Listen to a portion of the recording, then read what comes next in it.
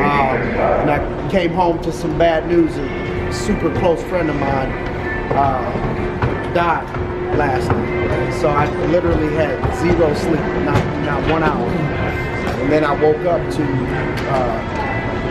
try to turn the camera on to show we were leaving at 4 o'clock in the morning, and the memory was gone. So we clutch moved here in the airport, in motion, got the camera recharged up, we ready to rock. But today was monumental for Mr. Perm because this was the first time he didn't get the shakedown at TSA. So he normally gets frisked, like hands over here. But today was a good day. Like Ice Cube would say, you know what I'm saying? Like, today was a good day. Perm didn't get frisked. So trip's off to a good start. We're on our way to Boston to hang out with my man Albie. Got him a gift. Got him this carry-on with his initials on it. And so stay tuned, should be a good trip.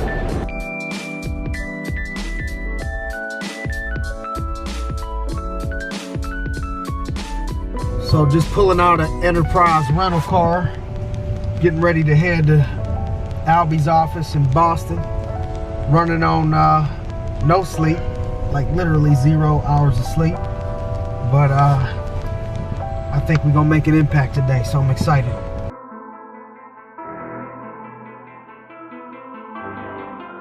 If you're not ready,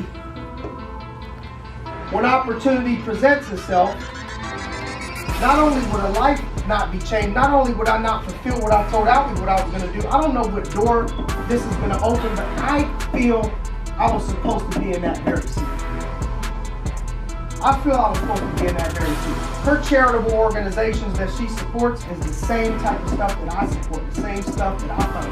I don't want nothing from her. I don't need nothing from her. I just might add to what she's already doing. But I'm telling you, that the way that you start to do things, when you start to discipline yourself in life to understand that stuff is going to pop up in your life, and the way that you start to handle it is going to open up positive, successful doors for you if you keep making the right decisions. But you got to be careful who you're getting advice from. When I'm hitting the gym, if I'm trying to get in shape, I'm not picking the person that's in the worst shape than me. I want to pick the person that's yoked up. If I'm trying to get my marriage right, I'm not going to the strip club with all the single people.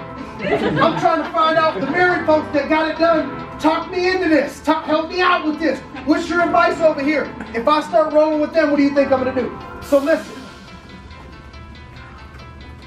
Try not to ever take advice from somebody that you don't want to trade places with. Try not to take advice from somebody that you would not want to trade places with in that area of their life. I watch people fail miserably in this because they get on the phone with their girl and get business advice from their girl who ain't done shit in business. Or they get on the phone with their parents who are not where they ultimately want to be down the road in business. And so you don't ask, you get spiritual advice from people that are black belts in that situation. You get physical advice from people that are personal trainers. You get business advice from people that are rocking it in business. And when you start to make that small tweak and be careful of who you let pollute your ears on accident. Because it's not the haters you got to worry about, it's the people closest to you. Find a way to win, get competitive with winning, because winning is going to take care of all of your wants. And so this is an opportunity for us to come together as a team, finish this thing out, beat the folks in Houston, I think you're up against, right? Houston, here, Boston, Mass, wherever you guys are from. I think I'm going to Attleboro tomorrow, right? We're going to Attleboro, Attaboy. I'll go to Attleboro, wherever you want. I'm all going to go out here.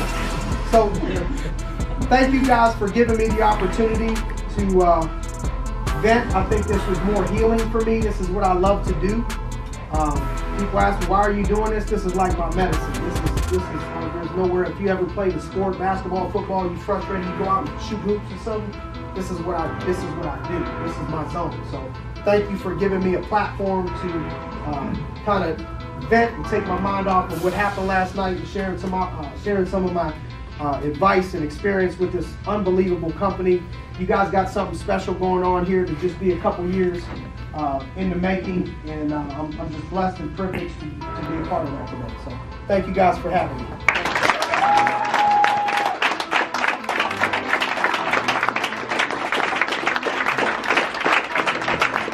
We are at the Empire Asian Bar and Restaurant here in Boston. We just walked here. It's right down the street from the Envoy in the cold. But we're here with Albie after an awesome day at the office. Great day.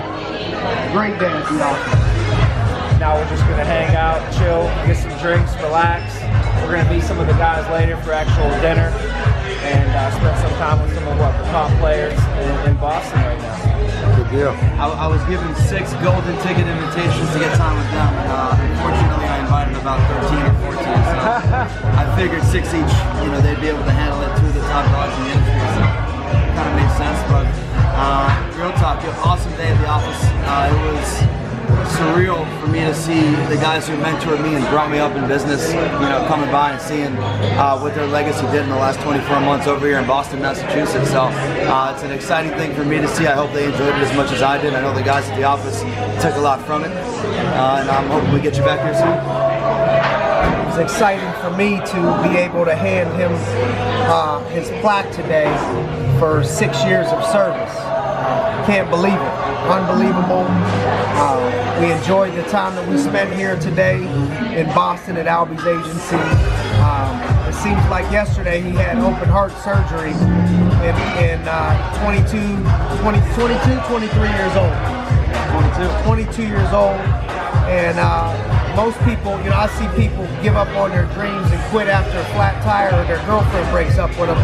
And my dude's heart surgery couldn't take him out of the game, and came back and impacted our agency. And then it's really special to watch him go out and start his agency in Boston and watch that legacy continue to spread, man. Real nice. Up early, finally got some sleep last night. Got Albie picking us up the bottom of the stairs so we could go invest into our body, mind, body, spirit before we kick this beautiful day off here in Boston. So we got our workout done this morning. Albie, Big P, and we crushed this gym next door downtown Boston. It was awesome. That's the way to start the day off. Getting ready to head to the Attleboro office with my man Albie, and waiting on Tommy to get in the whip.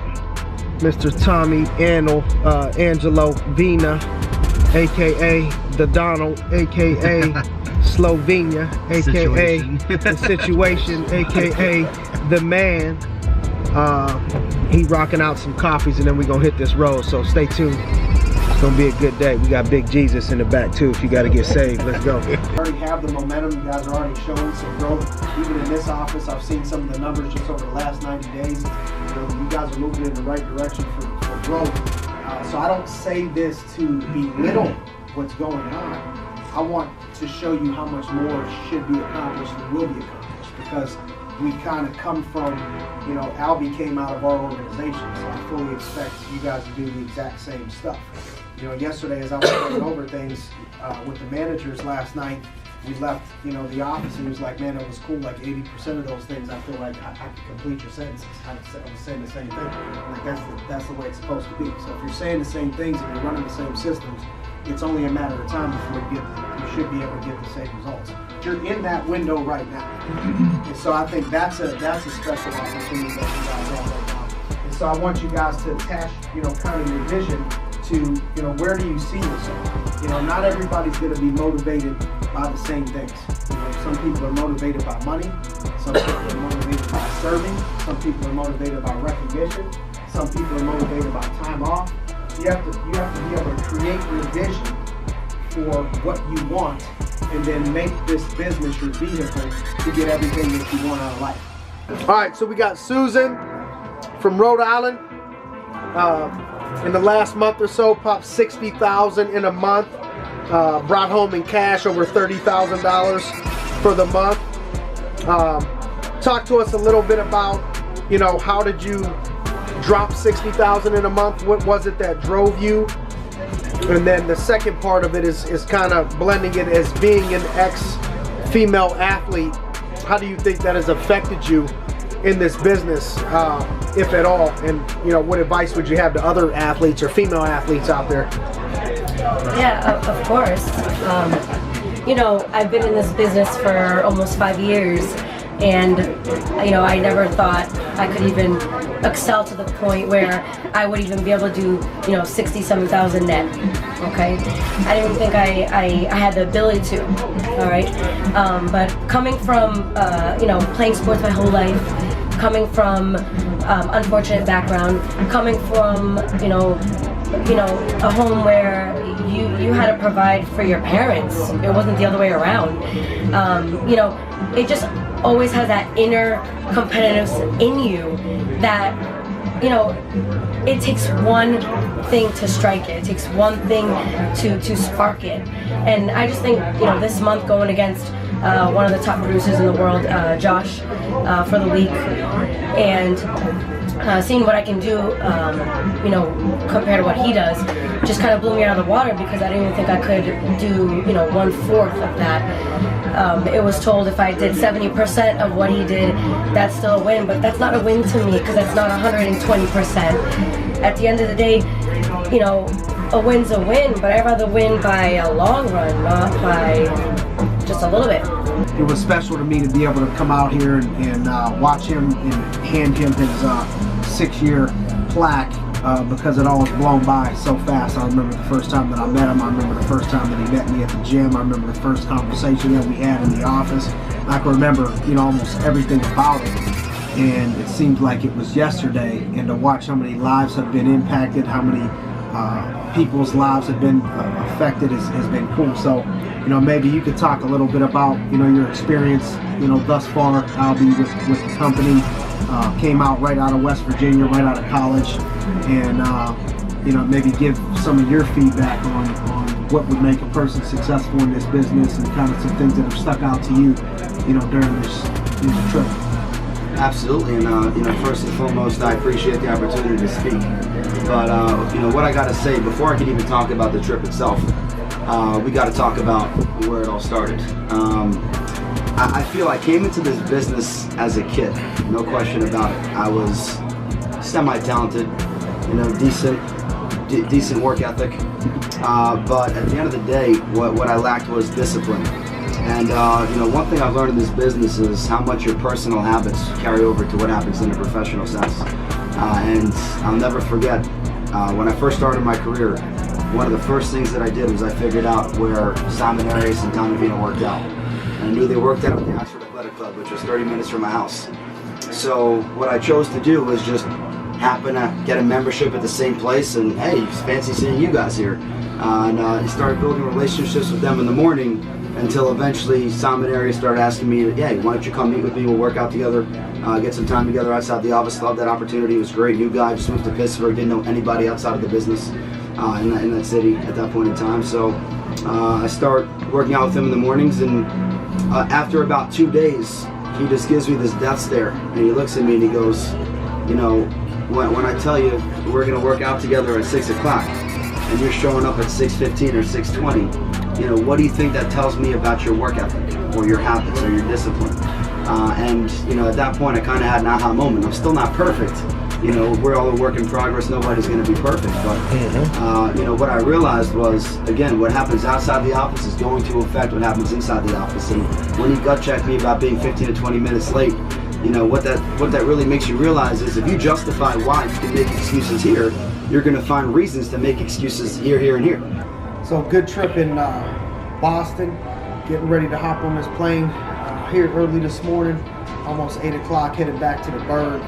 As soon as we touch down, we're going to hit some grind, take some grind messages, and then we have a meeting this evening for dinner with my man Greg Rudolph and some superstars that might possibly be joining forces with us. So that dinner will be late night, 7 o'clock. So we've been up since early this morning, mind, body, spirit, hop the plane, get out, take grind messages, do what we got to do all evening long. We're going to be hustling through the night, and then moving forward, I know that I have this weekend the passing of Walter Arias, one of my best friends of all time, somebody that I at one point looked up to like a brother. We got some of the same tattoos together, and share so many memories, together. So it's going to be a tough one. Friday night we got a candlelight vigil. Saturday's going to be the funeral, and so I'm kind of not looking forward to it. At the same time, I am looking forward to celebrating his life and seeing some faces that I haven't seen, and trying to lift some people up and encourage some people that I know would need it the most, and walk the way that I know that he would want me to walk. And so stay tuned. It's going to be a long weekend.